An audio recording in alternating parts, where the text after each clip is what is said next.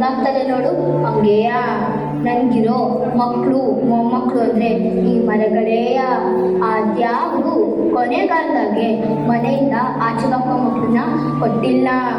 ಆದರೆ ನನ್ನ ಸತ್ತ ಮೇಲೂ ಬೇರೆಯವ್ರಿಗೆ ನಡ್ಕೊಡೋಂಥ ಮಕ್ಕಳನ್ನ ಕೊಟ್ಟವನೇ. ಈಗ ನಾನು ಉದ್ದಕ್ಕೂ ಇರೋ ಮರಗಳನ್ನ ನನ್ನ ಪ್ರಾಣಕ್ಕಿಂತ ಹೆಚ್ಚಾಗಿ ಸಾಕಿ ಬೆಳೆಸಿದ್ದೀನಿ ಕಣ್ಮಗ. ಅಜ್ಜಿ, ನಿನ್ನ ಹೆಸರೇನಜ್ಜಿ? ತಿಮ್ಮಕ್ಕ ಅಂತ ಕಣ್ಮಗ. ಓ ಅಜ್ಜಿ, ನೀವೇನಾ ಸಾಲು ಮರದ ತಿಮ್ಮಕ್ಕ? ಹೌದು ಕಣ್ಮಗ. ಓ, ಈ ರೋಡ್ ಪಕ್ಕದಲ್ಲಿ ಸಾಲು ಸಾಲು ಮರಗಳನ್ನು ಬೆಳೆಸಿದ ಮಹಾತಾಯಿ ನೀವೇನಾ? ಸರ್ಕಾರ ನಿಮಗೆ ಎಷ್ಟು ಅವಾರ್ಡ್ಗಳನ್ನು ಕೊಟ್ಟರು, ಇಷ್ಟು ಹೆಸರಿದ್ರು, ನೀವಿಷ್ಟು ಸರಳವಾಗಿದ್ದಿರಲ್ಲ ಅಜ್ಜಿ. ತಪ್ಪಾಯ್ತು ಅಜ್ಜಿ, ನನ್ನನ್ನ ಕ್ಷಮಿಸಿ. ಹೇ, ಮರ ಕಡಿಯೋದನ್ನು ನಿಲ್ಸ್ರಿ. ಒಳ್ಳೆಯವರಿದ್ರೇನೆ ಮಳೆ ಬೆಳೆ ಚೆನ್ನಾಗಿ ಆಗುತ್ತೆ ಅಂತ ಹೇಳ್ತಾರೆ. ಅದೇನೋ ಗೊತ್ತಿಲ್ಲ, ನಿಮ್ಮಂಥವರು ಮರ ಬೆಳೆಸೋದ್ರಿಂದಾನೇ ಮಳೆ ಬೆಳೆ ಚೆನ್ನಾಗಿ ಆಗುತ್ತೆ ತಾಯಿ. ನಿಮಗೆ ಏನು ಸಹಾಯ ಬೇಕು ಕೇಳಿ, ನಾನು ಮಾಡಿಸಿಕೊಡ್ತೇನೆ. ಅಯ್ಯೋ, ನನ್ನ ನೋಡ್ಕೊಳ್ಳೋಕ್ಕೆ ಅದ್ಯಾವಿದ್ದಾನೆ ಕಣ್ಮಗ. ಆದರೆ ಈ ವರ್ಷ ಬ್ಯಾಸ್ಗೆ ಸೂರ್ಯ ಕೋಪ ಮಾಡಿಕೊಂಡು ಸುಡ್ತಾ ಇರೋದು ನೋಡಿದ್ರೆ ಮುಂದಿನ ಕಾಲಕ್ಕೆ ನನ್ನ ಮಕ್ಕಳು ಮೊಮ್ಮಕ್ಕಳು ಹೆಂಗೆ ಅಂತ ಭಯ ಆಗ್ತಾ ಇದೆ. ನೀವು ನಾವು ಮರ ಕಡಿದ ತಪ್ಪಿಗೆ ಈ ಶಿಕ್ಷೆ. ನೀನೊಂದು ಕೆಲಸ ಮಾಡು, ಈ ಸ್ಕೂಲಾಗೆ ಪಾಠ ಮಾಡೋದ್ರ ಜೊತೆಗೆ ಸಸಿಗಳನ್ನು ನೆಡೋದು, ಗಿಡ ಬೆಳೆಸೋದು ಹೇಳಬೇಕು. ಖಾಲಿ ಜಾಗ ಇದ್ದ ಕಡೆ ರೋಡ್ ಪಕ್ಕದಾಗೆ ಮನೆಗಳ ಹತ್ರ ಸಣ್ಣ ಸಣ್ಣ ಡಬ್ಬಿಗಳಲ್ಲಿ ಬೆಳೆಸ್ಬೇಕು ಅಂತ ಹೇಳಬೇಕು. ದೊಡ್ಡವ್ರಿಗೆ ಎಷ್ಟು ಹೇಳಿದ್ರು ಅಷ್ಟೇ. ಮಕ್ಕಳು ಯಾವಿದ್ದಂಗೆ ಅವ್ರಿಗೆ ಹೇಳ್ಕೊತಾ ಹೋದ್ರೆ ಭೂಮಿ ತಾಯಿ ಹಸ್ರಾಗ್ಬಿಟ್ಟು ತಂಪಾಗಿರ್ತಾಳೆ. ಯಪ್ಪೋ, ನಮ್ಮ ಹಳ್ಳಿಗೆ ಬಂದಿದ್ಯಾ, ಬಾ ಮನೆಗೆ ಊಟ ಮಾಡ್ಕೊಂಡು ಹೋಗುವಂತೆ. ಆಯ್ತು, ನಡಿ ಅಜ್ಜಿ. ಕಾಲೇಜ್ ವಿದ್ಯಾರ್ಥಿಗಳನ್ನು ಕರೆಸಿ. ಸರಿ ಸರಿ.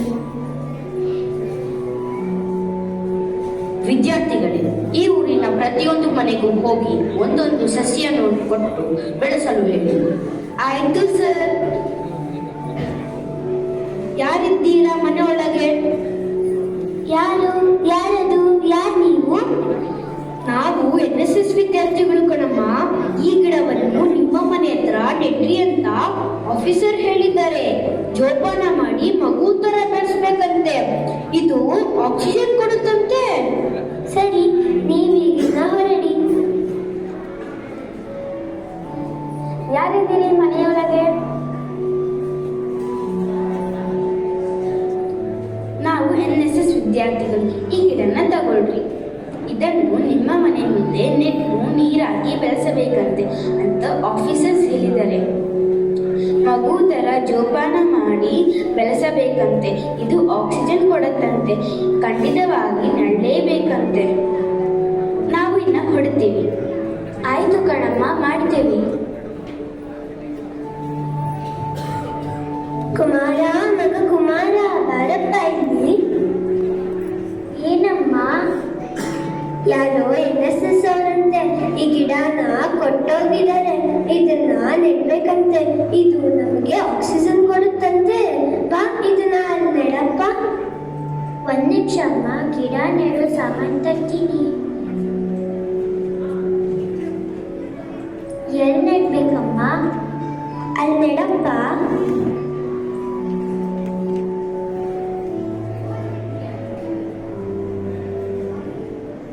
ನನ್ನ ಮಾತು ಚೆನ್ನಾಗಿ ಕೇಳ್ತಾನೆ ನನ್ನ ಮಗ, ನೋಡಿ ಜಾಣ. ಶಂಕರ, ಮಗ ಶಂಕರ. ಏನಮ್ಮ ನಿಂದು? ನಂಗೆ ಮಾಡ್ಕೊಳ್ಳೋ ಟೈಮೇ ಇಲ್ಲ. ಏನು? ಯಾರೋ NSS ಅವರಂತೆ. ಅವರು ಬಂದು ಈ ಗಿಡನ ಕೊಟ್ಟೋಗಿದ್ದಾರೆ. ಇದನ್ನ ಮನೆ ಮುಂದೆ ನಡ್ಬೇಕಂದ್ಕಣಪ್ಪ. ಇದು ನಮಗೆ ಆಕ್ಸಿಜನ್ ಕೊಡುತ್ತಂತೆ. ಇದು ಪಕ್ಕದ ಮನೆಯವ್ರನ್ನ ನೋಡು ಹೆಂಗೆ ನೆಟ್ಟಿದ್ದಾರೆ. ತಗೋ, ನೀನು ನಡು. ನಂಗೆ ಭಾಳ ಕೆಲಸ ಐತೆ. ಅವಳು ಇವಳನ್ನ ನೋಡೋಬೇಡ, ಹೋಗು. ನನ್ನ ಮಾತು ಒಂದು ಕೇಳಲ್ಲ ನೋಡು. ಏನ್ ಮಗನೋ ಏನೋ. ಬೇಸಿಗೆ ಕಾಲ. ಅಜ್ಜಿ ಅಜ್ಜಿ ನೋಡಜ್ಜಿ, ಒಂದ್ ಮನೆ ಮುಂದೆ ಎಷ್ಟು ದೊಡ್ಡ ಮರ ಇದೆ. ನಮ್ಮ ಮನೆ ಮುಂದೆ ಯಾಕಜ್ಜಿ ಒಂದ್ ಮರನೂ ಇಲ್ಲ? ನಾನೇನಮ್ಮ ಮಾಡಲಿ? ನಿಮ್ಮ ಅಪ್ಪನಿಗೆ ಅವತ್ತೇ ಹೇಳಿದ್ದೆ ಗಿಡವನ್ನ ನೆಡು ಅಂತ. ಆದರೆ ನನ್ನ ಮಾತೇ ಕೇಳಲಿಲ್ಲ. ಬಾ ಹೋಗೋಣ. ಕುಮಾರ, ಓ ಕುಮಾರ, ಬಿಸಿಲು ಬಹಳ ಆಗಿದೆ. ಬಾ ಮರದ ನೆರಳು ಕೆಳಗಡೆ ಕುತ್ಕೊಳ್ಳೋಣ. ನೋಡು, ಅವರೆಷ್ಟು ಚೆನ್ನಾಗಿ ಮರದ ನೆರಳಲ್ಲಿ ಕೂತಿದ್ದಾರೆ. ನಮಗ ಪುಣ್ಯನೇ ಇಲ್ಲ. ಅಯ್ಯೋ. ಕೊರೋನಾದ ಸಮಯ.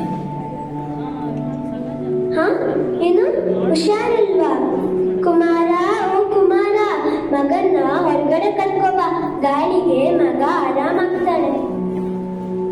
ಅದೇನ್ ಕಾಯಿಲೆನೋ ಏನೋ, ಅದೆಷ್ಟು ಜನರನ್ನ ಕಾಡ್ತಾ ಇದೆ ಇದು. ಮಗ ಈಗ ಆರಾಮಾಯ್ತಾ? ಓ ಅಜ್ಜಿ.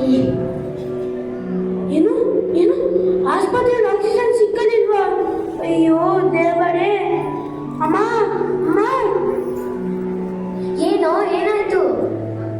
ನಮ್ಮ ಮಗುಗೆ ಆಸ್ಪತ್ರೆಯಲ್ಲಿ ಆಕ್ಸಿಜನ್ ಸಿಗ್ತಿಲ್ವಂತಮ್ಮ. ಏನು? ನಾನು ಅವತ್ತೇ ಹೇಳಿದ್ದೆ ನಿನಗೆ ಗಿಡನ ನೆಡುವಂತ, ಆದ್ರೆ ನನ್ನ ಮಾತೇ ಕೇಳಲಿಲ್ಲೋ. ಈಗಾದ್ರೂ ಬುದ್ಧಿ ತನ್ಕೋ, ಗಿಡ ಮರನ ನೆಡ್ಬೇಕಂತ. ಸರಿ ಅಮ್ಮ, ಇವತ್ತರಿಂದ ಗಿಡ ಮರಗಳನ್ನು ಬೆಳೆಸುತ್ತೇನೆ. ಗೆಳೆಯರೆ, ನಿಮಗೆ ಗೊತ್ತಾಯ್ತಲ್ಲ ಗಿಡ ಮರವನ್ನ ನೆಡುವುದು ಎಷ್ಟು ಮುಖ್ಯ ಅಂತ? ಈ ನಾಟಕದಿಂದ ನಮಗೆ ತಿಳಿದು ಬಂದ ನೀತಿ ಏನಂದ್ರೆ, ಗಿಡ ಮರಗಳನ್ನು ಬೆಳೆಸಬೇಕು. ಇಲ್ಲದಿದ್ದರೆ ಮನುಕುಲಕ್ಕೆ ಅಪಾಯ ಕಟ್ಟಿಟ್ಟ ಬುದ್ಧಿ. ಕಾಡು ಬೆಳೆಸಿ ನಾಡು ಉಳಿಸಿ. ಹಸಿರೇ ಉಸಿರು. ಪರಿಸರ ಸಂರಕ್ಷಣೆ ನಮ್ಮೆಲ್ಲರ ಹೊಣೆ.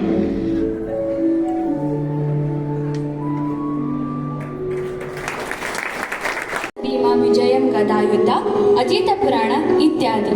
ರನ್ನನ ಗದಾಯುದ್ಧ ಕಾವ್ಯವು ಧೈರ್ಯದ ಸಂಕೇತವನ್ನು ವಜ್ರಾಸನದ ಮಾಡುವ ಮೂಲಕ ತಿಳಿಸುತ್ತಿದ್ದಾರೆ.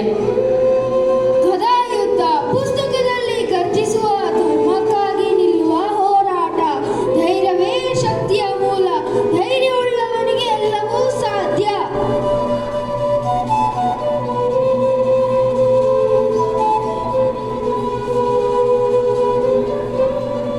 ನಂತರ ಕವಿ ಜನ್ನ. ಜನ್ನ ಕನ್ನಡದ ಒಬ್ಬ ಪ್ರಮುಖ ಜೈನ ಕವಿ ಮತ್ತು ಹೊಯ್ಸಳರ ಆಸ್ಥಾನದ ಮಂತ್ರಿ. ಇವರು 12ನೇ ಶತಮಾನದ ಉತ್ತರಾರ್ಧ ಮತ್ತು 13ನೇ ಶತಮಾನದ ಪೂರ್ವಾರ್ಧದಲ್ಲಿ ಜೀವಿಸಿದ್ದರು. ಕವಿ ಚಕ್ರವರ್ತಿ ಎಂಬ ಬಿರುದನ್ನು ಹೊಯ್ಸಳರ ಬಳ್ಳಾಳರಿಂದ ಪಡೆದರು. ಅವರ ಪ್ರಮುಖ ಕೃತಿಗಳು ಯಶೋಧರ ಚರಿತೆ. ಜನ್ನನ ಯಶೋಧರ ಚರಿತೆಯಿಂದ ನೀತಿ ಮತ್ತು ಧರ್ಮದ ಮಹತ್ವವನ್ನು ಪದ್ಮಾಸನದ ಮೂಲಕ ಪ್ರದರ್ಶಿಸುತ್ತಿದ್ದಾರೆ. ನೀತಿ ಮತ್ತು ಧರ್ಮವು ಜ್ಯೋತಿ, ಮನಸ್ಸಿನ ಕತ್ತಲಿಗೆ ಬೆಳಕು ನೀಡಲಿ. ಜ್ಞಾನವು ಬದುಕಿನ ಪದ ಸಂಗತಿ, ಸತ್ಯದ ಹಾದಿಯಲ್ಲಿ ನಿರಂತರ ನಡೆ. ನೀತಿ ಮತ್ತು ಧರ್ಮವೇ ಬದುಕಿನ ಹಾದಿ. ನಮ್ಮ ಮುಂದಿನ ಕವಿ ಹರಿಹರ. ಹರಿಹರ 12ನೇ ಶತಮಾನದ ಒಬ್ಬ ಶೈವ ಕವಿ, ಲೇಖಕ ಮತ್ತು ಷಟ್ಪದಿ ಸಂಪ್ರದಾಯದ ಪ್ರಮುಖ ವ್ಯಕ್ತಿ. ಹರಿಹರನ ಶರಣ ಸಾಹಿತ್ಯ ಭಕ್ತಿ, ಶರಣತೆ ಮತ್ತು ಶಾಂತಿಯ ಮಧುರನಾದ. ಇದರಿಂದ ಪ್ರಣಾಮಾಸನವನ್ನು ಪ್ರಸ್ತುತಪಡಿಸುತ್ತಿದ್ದಾರೆ. ಹೃದಯದಲ್ಲಿ ಬೆಳಗಲಿ, ಶರಣರ ಮಾತು ಶಾಂತಿ ತರಲಿ. ಮನಸ್ಸು ನಿಶ್ಚಲವಾಗಿರಲಿ, ಸತ್ಯವೇ ಶರಣರ ದಾರಿ ತೋರಲಿ. ಶರಣರ ಚಿಂತನೆ ಶಾಂತಿ ದಾರಿ ತೋರಿಸುತ್ತದೆ. ನಮ್ಮ ಮುಂದಿನ ಕವಿ ರಾಘವಾಂಕ. ರಾಘವಾಂಕ ಕ್ರಿಸ್ತಶಕ 12ನೇ ಶತಮಾನದ ಉತ್ತರಾರ್ಧ ಮತ್ತು 13ನೇ ಶತಮಾನದ ಪೂರ್ವಾರ್ಧ ಒಬ್ಬ ಶ್ರೇಷ್ಠ ಕನ್ನಡ ಕವಿ.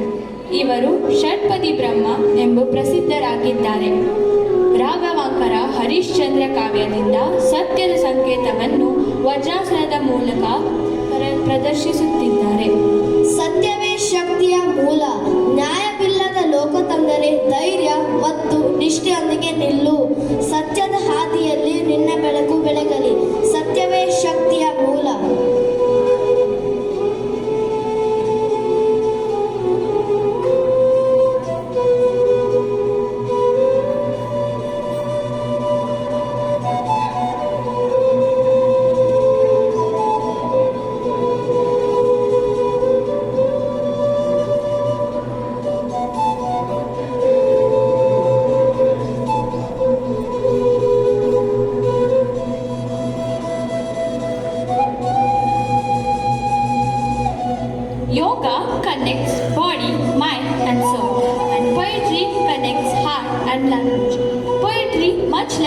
yoga celebrates the beauty of the present moment and the unity between nature and human spirit. Let us remember their timeless verses as we travel into peace and mindfulness through yoga today.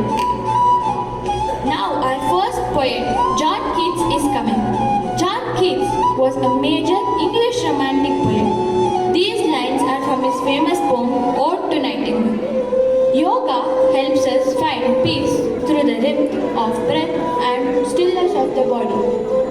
My heart aches and a wavy pulse beats.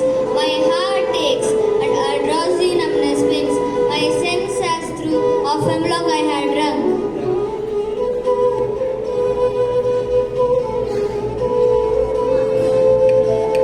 Now it's our next poem, S.T. Coleridge. Samuel Taylor Coleridge was an influential English poet, literary critic and philosopher. His famous poem is the ancient rhyme Mariner. Here the poet wants to convey the beginning of life's journey, curiosity and adventure through yoga asana. It is an ancient tale, a mariner who stepped forward to recount his voyage. It is an ancient tale, a mariner who stepped forward to recount his voyage. George Herbert. George Herbert was an English poet, orator and the priest of Church of England. Here's a short reflective way to wave George Herbert's book, Virtue, into a yoga practice. It teaches us that ego and pride cannot stand against time.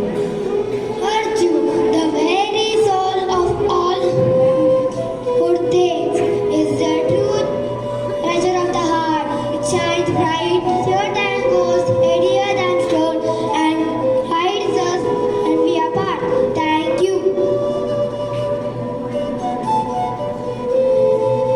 Now our next poet is coming.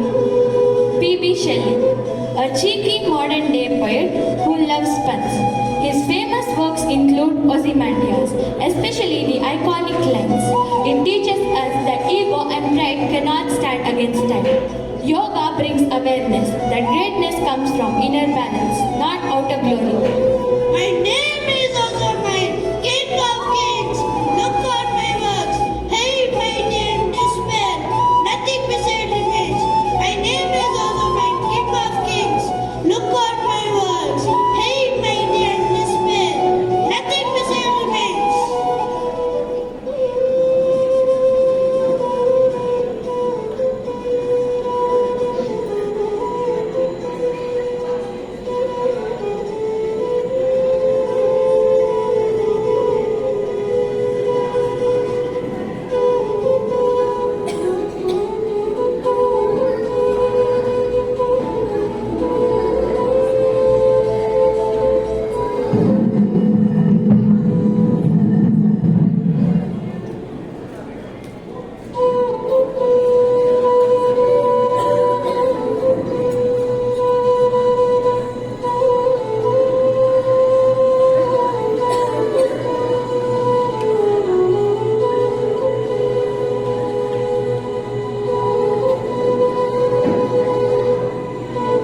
आज के हमारे योगा कार्यक्रम में हम न केवल शरीर को स्वस्थ बनाने की बात करेंगे, बल्कि मन और आत्मा को भी जागृत करेंगे। हमारे हिंदी कवि, जिन्होंने अपनी रचनाओं के माध्यम से जीवन, प्रकृति, आत्मबल और अनुशासन का संदेश दिया, वे भी योगा के समान ही हमें अंतरिक्ष। Poetry is the voice of humanity. Together, they teach us peace, creativity, and self-realization. Let us carry forward this harmony in our daily lives. Thank you everyone for joining us in celebrating the power of movement and the beauty of words. Thank you.